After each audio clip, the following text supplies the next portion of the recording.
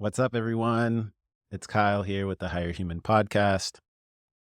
Today, we're going to be talking about a heavy topic, and I don't want the Christians to come get me, but I feel like this is something that definitely needs to be spoken about. So, today's topic is the negative psychological effects of religion. Why religion is the antithesis to the evolution of your soul and the collective. A lot of big words there, but basically, in a short, simple, concise way, it's saying religion is unnecessary and it prevents us from evolving into our best selves and into a society that can finally be unified, right? Now, we're going to get into a little bit about the religious trauma. And so this podcast is for people who are dealing with depression. They're having serious conflict within themselves. They're having anxiety. They're experiencing mental health issues. They're confused about their faith and they're questioning their beliefs, right?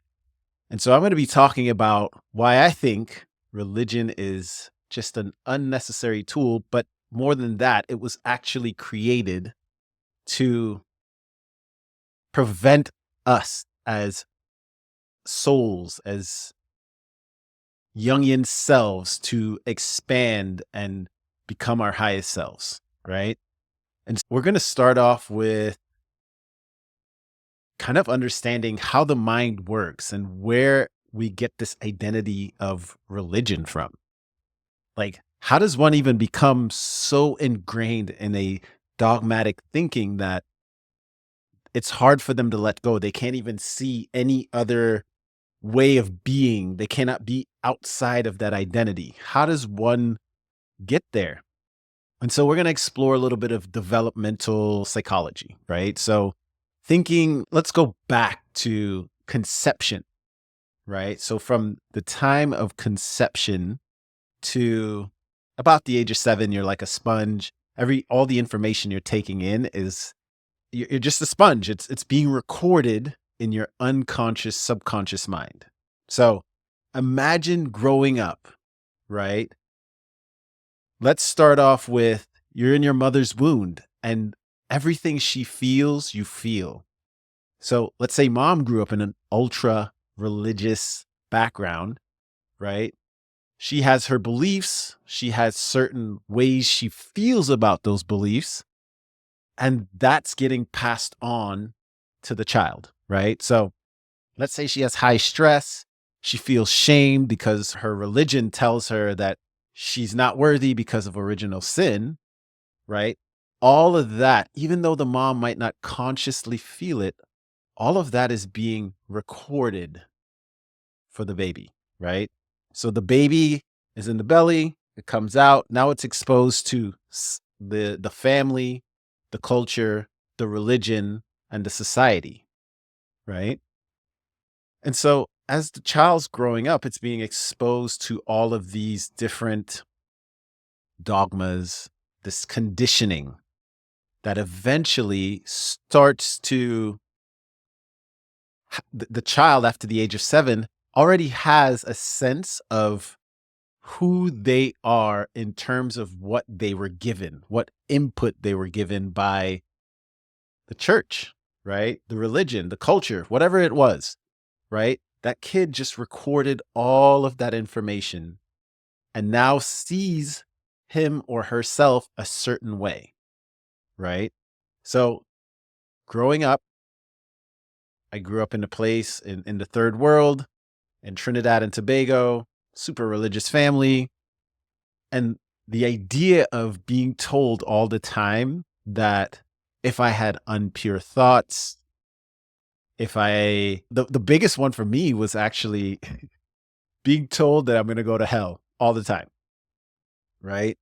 And for a 5, 6, 7-year old, they can't process that in a logical way. So the idea of this fiery place, hell, completely dysregulated my nervous system. Like, holy shit, I'm going to hell because I had this impure thought. And I'm not doing the things of a good Christian boy, right? So that's part of my identity. I'm like, I have to be a good Christian boy to feel worthy, to feel righteous, right? Now, all of this is being recorded into my psyche. And it starts to develop a lens of how I see the outside world and myself. Most importantly, myself, right? And so we have to really understand how it is a person that's in a religion, right? Christianity, Islam. I'm mostly talking about the Abrahamic religions. We have to understand why it's so hard for that person to see themselves outside of that said religion, because they've developed an identity based on their conditioning through their family, culture, religion, and society.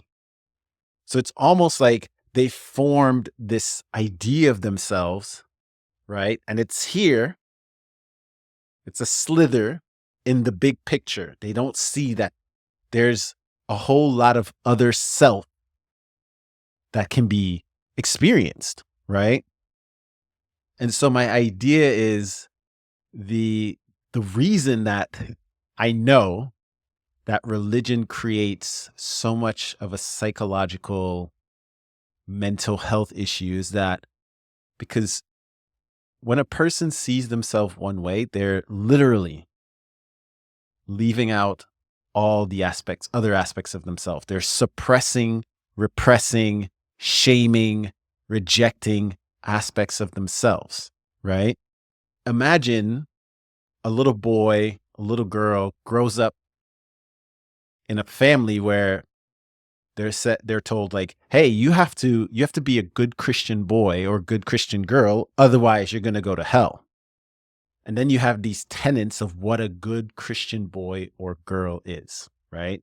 So a good Christian boy loves Jesus, God, reads the Bible, doesn't have impure thoughts, does not engage in premarital sex, all the rules, right? And all the constraints. And having it so ingrained that they think they have to show up that way. So that becomes their ego, their identity, right? I am a good Christian boy, and a good Christian boy does XYZ all the time. But coming from a psychological point of view, especially a Jungian, I'm very much into Jungian psychology. The whole of a person's being and who they believe they are different.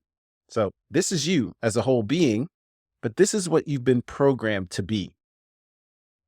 Now, that's where things get a little tricky because your life has now become this lens of, I am just this.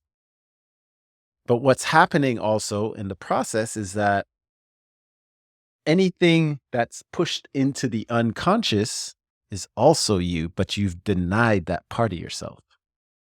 Now, you'd be like, well, why would I want to deny a part of myself? Well, again, this is the type of knowledge and understanding that most people don't know about. They don't understand that they are more than they are told that they are, right? The hard thing is coming to that realization. And I think for a lot of people, it's more about like when they start to feel pain or they start to suffer or they start to feel depressed or they are being rejected from a certain circle, right? A certain community, and they start to feel the abandonment and the rejection and the shame. And their whole lives, they've been taught to suppress and repress, right? These aspects of themselves. And then they pray for so long, like, please God, take away this pain. Please God, take away my pain. I'll be more faithful. But what they don't see is that the Bible, the Quran, the different holy books, right, all talk about staying away from the darkness, right? Remember in the story of Adam and Eve, how they, you couldn't eat from the tree of knowledge of good and evil. Now, what does that even mean? The knowledge of good and evil. If a person knew the knowledge of the good in themselves and the evil in themselves, or I will use a different word than evil, I would say it's more of a unknown darkness. If a person doesn't know their own darkness, there's no understanding that they are a whole person. They are the light and the dark. Now, the trick with religion is that it tells you to stay away from the dark. The dark is evil. Do not know the darkness, right? Stay away from the darkness. The darkness is Satan. And I remember growing up thinking like, that's weird. I don't feel connected to myself. I don't feel connected to my pain. I don't feel connected, period. Because all I was taught was Jesus is love, God is love, love thy neighbor. And so I built this persona, this mask that I had to show the world. But underneath the mask, there was a whole bunch of pain and conflict because things didn't really make sense. And so I started to question, what does it mean to be whole? What does it mean to be integrated? What does it mean to do shadow work? And so I started studying the Jungian psychology and started to realize that everything that I learned from the time I was in my mom's stomach till I was about 7 or 8 has been ingrained so deeply that I think that's who I am. Oh, that caused me so much conflict in myself. And I couldn't move forward because I wasn't taught how to process my emotions. I was taught to ignore and believe that any other voice, any questions I'm asking it's the job of Satan or a demon. And I literally fought myself, my human experience of certain desires and thoughts and questions that after a while, I became disconnected. I became depressed, anxious, thought I was going crazy because I felt so heavy with emotion, right? And this is where the religious trauma, I started researching religious trauma and was like, oh my God, this is insane to think that because I've been told that I have darkness within me, or because I was told that darkness is evil, I never thought about looking there. And so when I started to look, I realized like, okay, this is really a point of contention because I had to go look and see my own darkness. And that's when this journey started. So I encourage all of you guys out there that are questioning your faith and questioning your beliefs, and you don't have anyone to talk to, and you want to understand how to become more free, how to feel at peace with yourself, how to really start to process all the things you went through as a kid and even as an adult, and see why it is that you feel these things and you think these things. And I just want to say it's okay because I went through the same thing, and it was a really tough journey to walk away from something you've learned your whole life, right? Where else do I want to go with this? So let's go back to how you develop your ego and your identity. Your ego is the center of your consciousness, right? So think of it like I am XYZ. That's your ego, right? So this is you as a whole being, right? Picture a circle for those of you listening to this on just audio on a podcast. Picture yourself as a circle, and that circle is divided into two parts. You have the top part that is the conscious aspect of your mind, and then you have the unconscious at the bottom. The conscious is made of the ego and the persona, right? The ego is the way you identify, the persona is the mask you wear for the world, right? Now, everything else at the bottom, you don't know about yourself. So if you were told by your religion that you have to be a certain way, there is no room for impure thoughts. There's no room for negative feelings of hatred, of shame. All of that gets repressed and suppressed into the unknown, into the unconscious part of you. And this can be devastating to the psyche. And I mean, completely devastating, because what tends to happen is you start to have conflict with yourself. And that conflict either gets suppressed and repressed, or it gets projected onto another person or to something external, right? And this is where I feel like religion is detrimental to your evolution as a soul, as a being, as an essence, whatever you want to call it, right? Because it keeps you from exploring the big picture and keeps you in a very limited point of view of who you should be in order to get to heaven. Now, there's even the question, is heaven real, right? In my opinion, and it's not even opinion, I know heaven isn't real. Heaven is a state of being. Heaven is a state of mind. But you can only achieve that if you have reconciled with the opposites in yourself. You've decided to resolve conflict. In order to resolve conflict in yourself, you have to look into the darkness, the unknown, the parts of yourself that your parents, your family, your teacher, your preacher, all those people told you that you could not explore, right? And I think when that happens, you begin to see and learn the modalities or the therapies or the processes to actually move through these conflicts and start to be okay with yourself, right? I think we're going to jump into another aspect of religion where I think the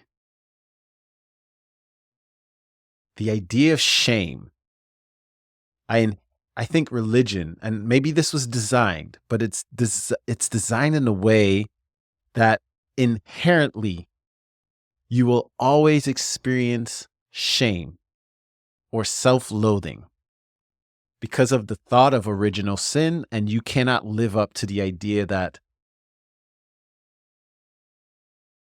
you're a psychologically healthy human being because you've committed sin, original sin, and it's with you for your whole life.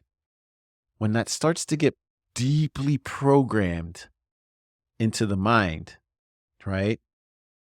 Unbeknownst to the person, there's a self-talk that's happening, or a belief that I am not good. I'm not good enough. In order to be good enough, I have to be a people pleaser. I have to please people. I have to serve all the time. It's selfish to think about myself, right?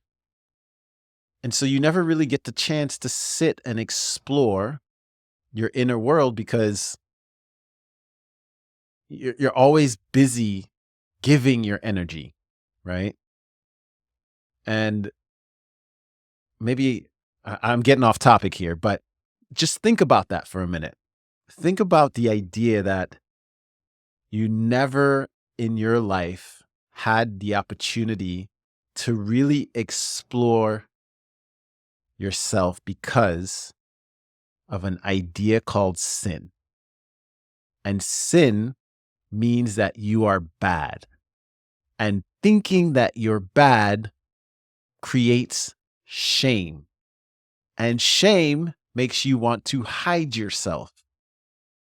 And if you're hiding if you're hiding yourself, it's going to be really difficult for you to be authentic. right? And explore the different aspects of yourself so you can be authentic, so you can find your purpose, so you can know what you like and don't like, instead of following these constricted rules of who you have to be in order to get to heaven. That is where the conflict starts to begin internally. And you begin to start hating yourself, which is completely the opposite of what you need to be doing in order to evolve into your higher self, right? But religion is, in my opinion, again, and I've walked away, is toxic to the evolution of your soul. I've seen and I've worked with clients who've come to me and talked about how they feel like they're depressed, right? How they think they're possessed by a demon,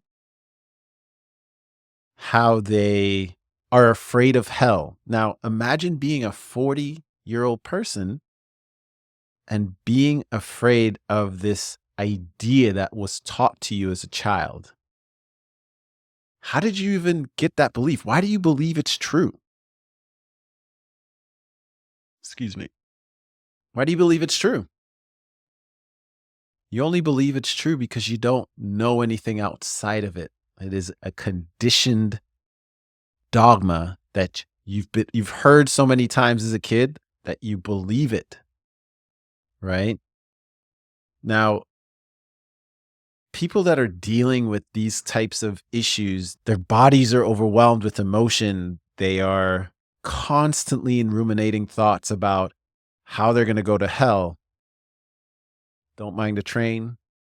It'll pass in a minute, but I live close to a train. Anyway, thinking of the idea of your unconscious mind being consistently bothered by the fear of going to hell, or you're consistently having to suppress or repress certain feelings and thoughts, there's no room for expansion. And this is where the mental health crisis starts to come in, because you don't even realize that you're holding in so many different aspects of yourself and so much pain that it starts to come out in different areas in your life. It starts to leak out. You start to judge people more. Every little thing gets you upset. You're triggered by this, right? And there's a constant battle going on in your head about who you are and who you were told to be. But if you don't go and explore anything outside of your said belief or said religion, you're trapped in a box. And that box will eventually, if you've all the feelings, all the emotions will start to come to the surface. And if you don't explore it, you'll be fatigued all the time because you're fighting this psychological battle in your head, or you will get a disease. Something will happen to you that will make you pause and have to sit with your pain, right? And sit with your sickness. And it's going to make you realize that, okay, if I don't take care of this right now, if I don't start to explore my inner world, I'm going to live with this pain, this physical pain, this mental pain, and it's going to suck your soul. We have this idea in our heads that we have to be good. And yes, we have to treat each other right, right?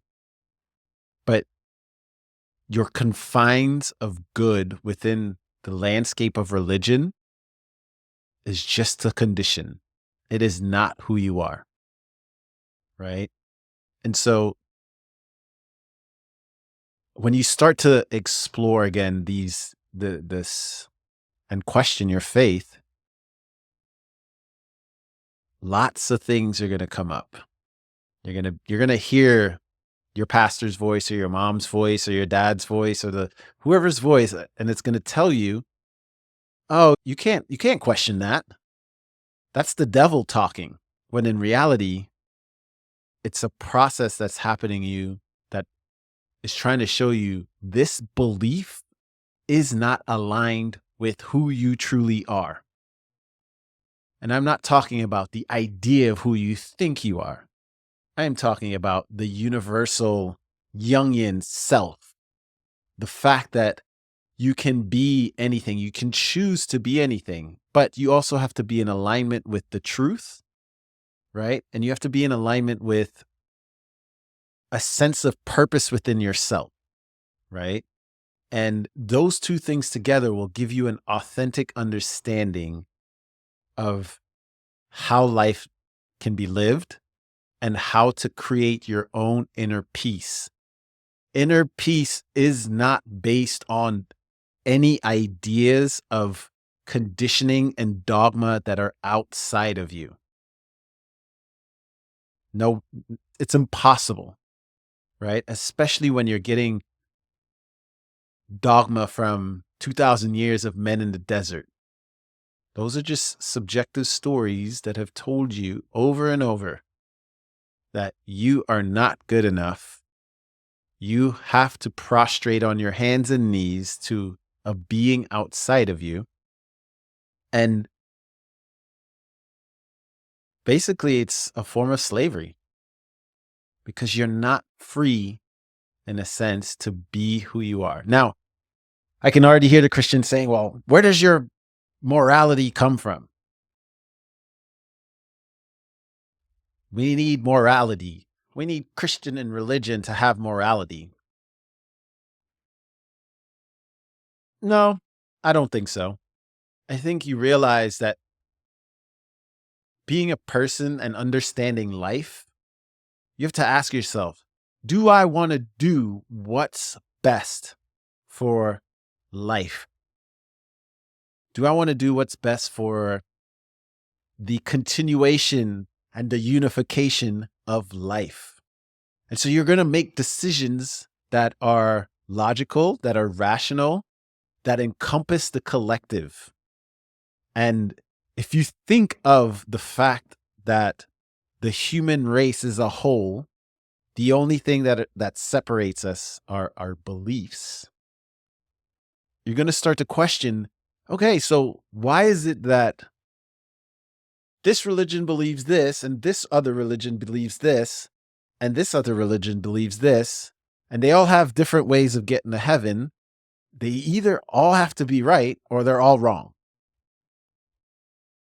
And so it makes you wonder the psychological effects of it. Makes you think, like, whoever created this religion understood that